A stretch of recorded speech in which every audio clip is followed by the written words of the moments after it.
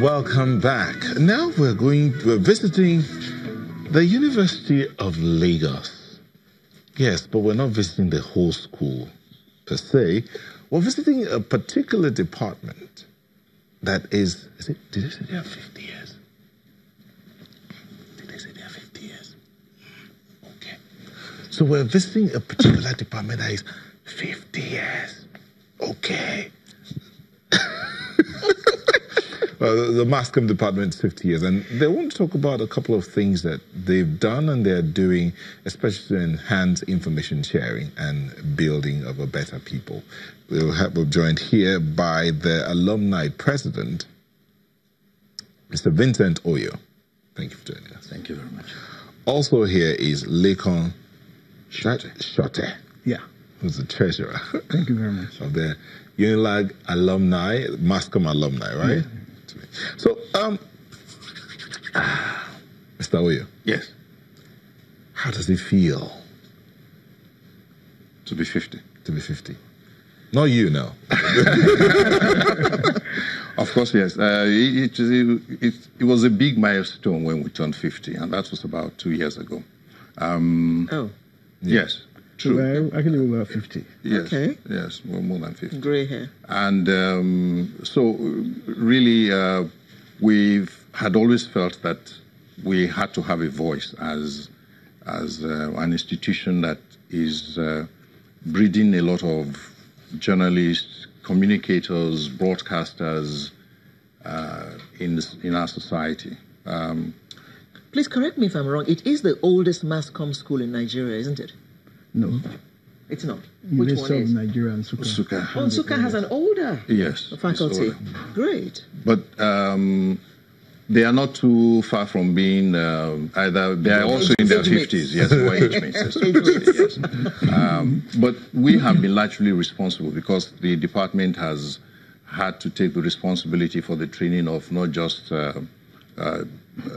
print journalists, but also radio, television personalities, and also, of course, public relations and advertising. And if you look across the landscape of this country, we have achieved quite a lot in that respect, in terms of the number of people we have occupying such high-placed positions. So if you talk of a Reekbu or a Jimmy Awushi, Reekbu who we all know very well, or a Jimmy Awushika in advertising. These are people who pass through. Oh, John Momo. You, of course. I was wondering when you were going to okay. Yes. So that's so it's a coming together, and we have a formidable association that is worldwide. Because we also have people who are outside of this country. And of course, some of the things we want to do essentially is to ensure that we're able to contribute to academic excellence, if nothing else. In the times when we were in the university, classes were something like between 30 and 50. Today, they are about 120 or more. And you want to be able to mentor these people. Mass communication still is a course that a lot of people want to undertake as a profession. And it's important for us that, you know, the quality of people that come out of that place. Of course, the university is doing the best it can to ensure that, you know, excellence is achieved. But there's a lot that members of the Alumni Association can do to aid that effort. You know, mass communication, as you said, is a course that a lot of people want to take out as a profession. Even those who studied other things still want to come into play in this field, like some of us were guilty as charged. Mr. Shate, he's talked about the progress so far to some extent. Well, would you say that in terms of objectives, the objectives have been met, the objectives of the association, would you say that they've been somewhat like touched? Maybe not. You're going to make me go back into history. Oops. Well, we said we're about 52 years old now. We had not always had an UMCA, an association. There are pockets of interactions between classmates, set mates and all that. But some people in their wisdom thought that we should have something global for all of us.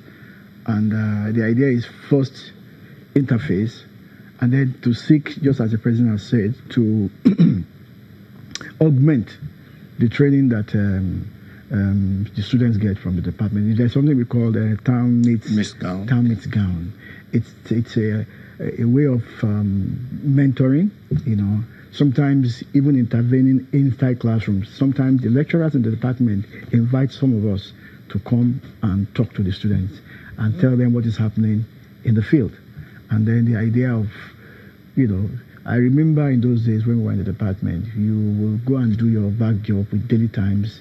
I did my back job with Daily Times. I did with Nigerian Tribune, and what I learned is still with me.